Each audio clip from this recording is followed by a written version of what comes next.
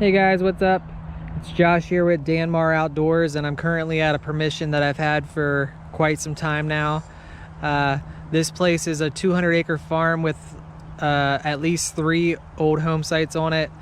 This particular one here was built in 1847, and it was built by a family that actually goes back to the house that I currently live in. The house I live in is not far from this house, and it is very similar looking to this house. It was built in the 1850s, and it has been in my family now for 100 years. My family purchased it in 1920 from another family that goes back to the family that lived here. So very interesting place. I feel like I have a connection to this place because I've been coming here since I was a kid, and we are going to hopefully find some cool stuff today, and I'll be able to share that with you. I do want to show you this button that I just actually pulled out. I pulled it out right up there at that stream. This place has 6 springs running on it. 6 springs, and they all come together in a marsh area down below in a field. But check this button out. I don't have one like this, so this is a new button to me. I'm gonna have to get it home and get it cleaned up so we can see what it looks like, but it's got part of a shank on the back. The shank's not fully intact. We will see what we can find. I'm gonna turn the camera off and get to digging. I'll turn it back on if I find anything, guys. It really sounds good right there in that precise spot. There might be some iron around it, but you never know what it's gonna be. So we're gonna go ahead and we are going to try to dig this live. If you wanna bear with me here while I put a plug in. I wanna be as respectable to the property as I can, and make sure I fill these holes back up so that it looks like I was never here.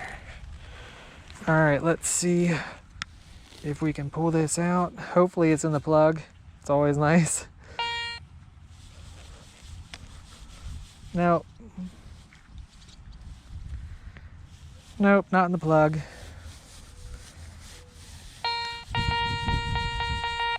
All right, let's see. I might not have pinpointed it real well.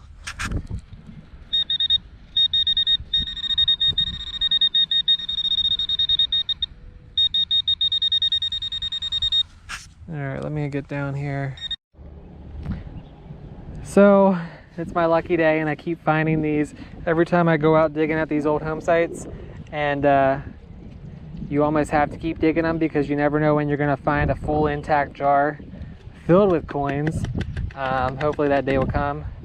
But it is just another ceramic or porcelain mason jar zinc lid. I'm not sure what this one may say, but you can actually date these. I found a little chart on Pinterest where you can date these, and this one still has a rubber seal, so it's not too old. But we will go ahead and bag that and fill this hole back in. All right, let's get to finding some good stuff, guys. I want to show you guys how beautiful this place is. So I came down here by the spring. Over there in that grass area over there out from that stone spring house is where I found the jar lid just a moment ago. But this is a spring that comes from actually it comes from the neighbor across the street from where I live.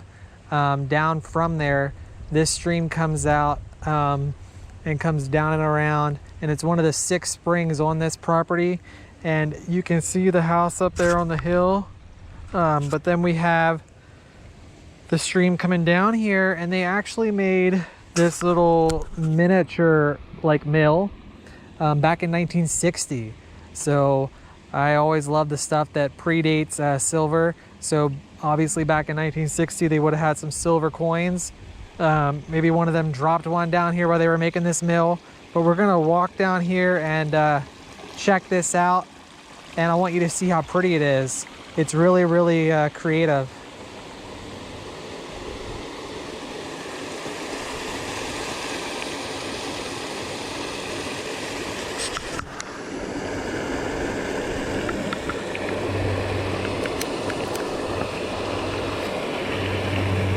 We're gonna cross over this here and go on down.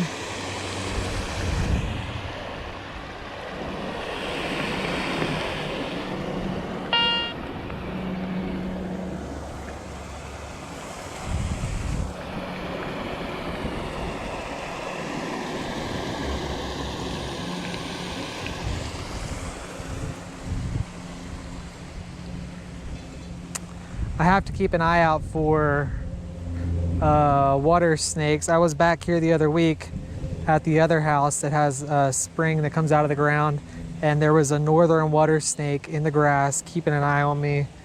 So I just want to keep an eye out for snakes. But there's a brick over there that says 1960 engraved in it. So that's when this would have been made. You can see the little tiny door over here. That's cool. So the water would have came down and came down through the pipe and come out over here. And that there says 1982. So that's obviously newer than that, but it's really, really, really cool. It's great to find this kind of stuff out here on these farms.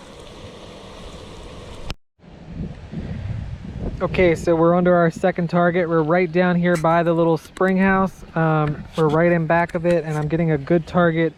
It might be a another old Mason zinc jar lid.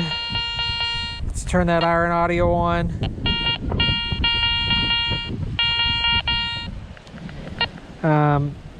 Or it might be an old Indian head penny. Let's get down here and see if we can't get that dug and see what we find. Last time I was down in this area and I found like an aluminum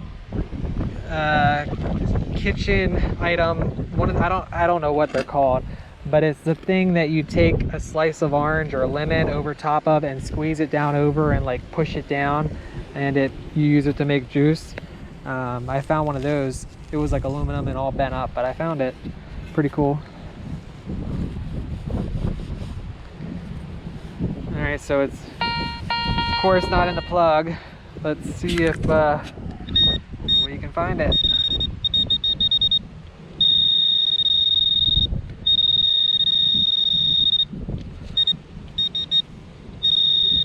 All right, I like this target because it doesn't sound like it's going to be a monstrous big one. Let's see. Just pop this out here and go down. Oh, there it is. Look, look. Oh, I know what that is. That there is that's going to be a copper, either a colonial coin or a King George. Oh my, I haven't found anything like this over here. I have found 3 on another property near my house that you can see on my Instagram page. But we're gonna have to take this over to the spring and put it in the spring. Let me go wash this up 1 second. Hold on, you guys. All right, so I'm over here at the spring. I'm gonna try to put some water on this. I don't wanna rub it too much, but I'm gonna try to clean the dirt off of it and then let it dry a little bit, and then see if I can't put some grease on it to see if I can't get what it actually is. Tonight when I get home, I'll actually clean it up thoroughly and show it to you guys at the end of the video, so keep a lookout, watch it to the end. All right, so I got the dirt off of it, and it's of course rubbed smooth the whole way through. I'm going to walk across here and come over here where the waterfall isn't so noisy. But once this dries and once I get it home, maybe we can try to determine what it is based off of the weight or the diameter.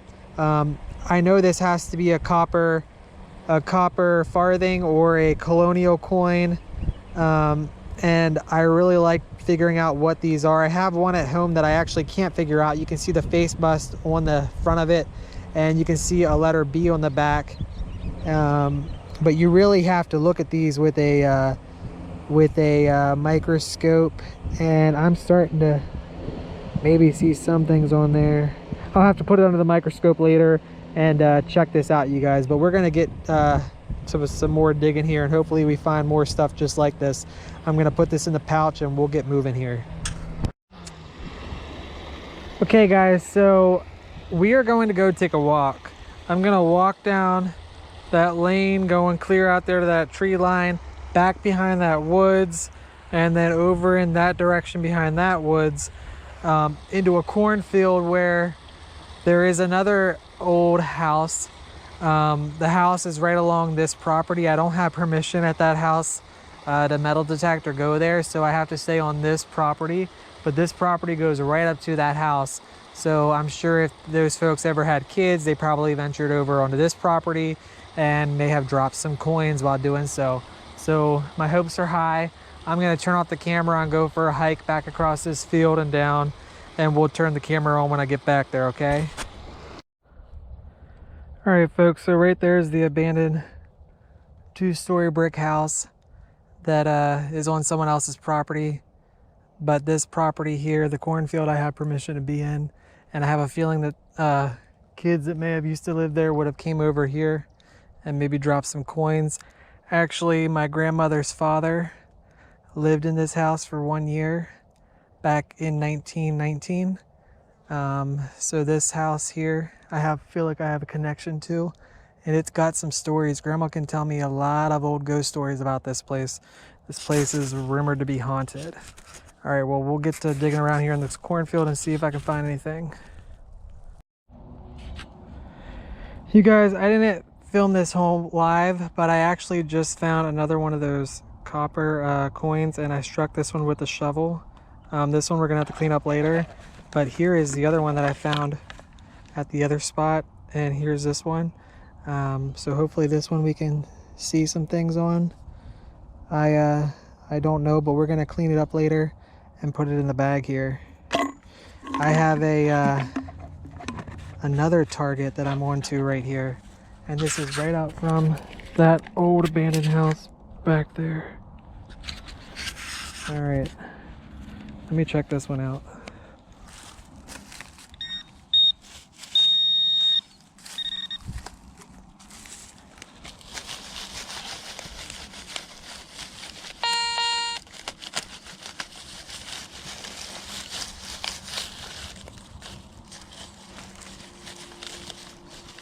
Okay, that's not a coin. I'm gonna turn the camera off and look for more.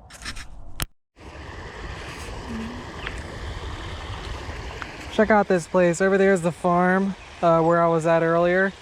And I'm gonna head back that way, head out this lane, and check it out. This stream actually comes out of the ground from over by where I live. It flows down over here and connects to 5 other streams that are over here. It's a really cool place. Love it back here. All right, guys, I'm back at the house. I got these coins and this button cleaned up. Check them out. This one here is so worn smooth that I don't know if I'll ever be able to tell what it is, but I have weighed it and checked the diameter, but I'm not really sure. This one here, you can see the face bust on. It's actually a King George III, 1775. Let me flip it over here so you can see the back of it. Oops. I don't know if you can make that out, but it's a 1775. And then the button is a little bit different than any button I have. I have a lot of buttons with the shank on the back, but this one is a little bit different. Very cool to have. These are all good finds. Wasn't expecting to find this stuff out there. Very excited to have it.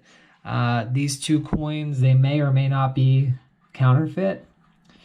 Believe it or not, back in this time period, there were actually a lot of counterfeit coins going around between the colonies before our country was a country, and it's very, very common, especially around 1775.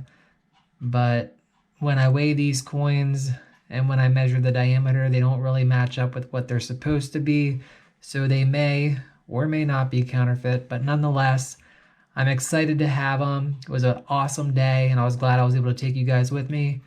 So check out the other videos on the page. Make sure you like, comment, and always subscribe. I will catch you next time, guys. Thanks.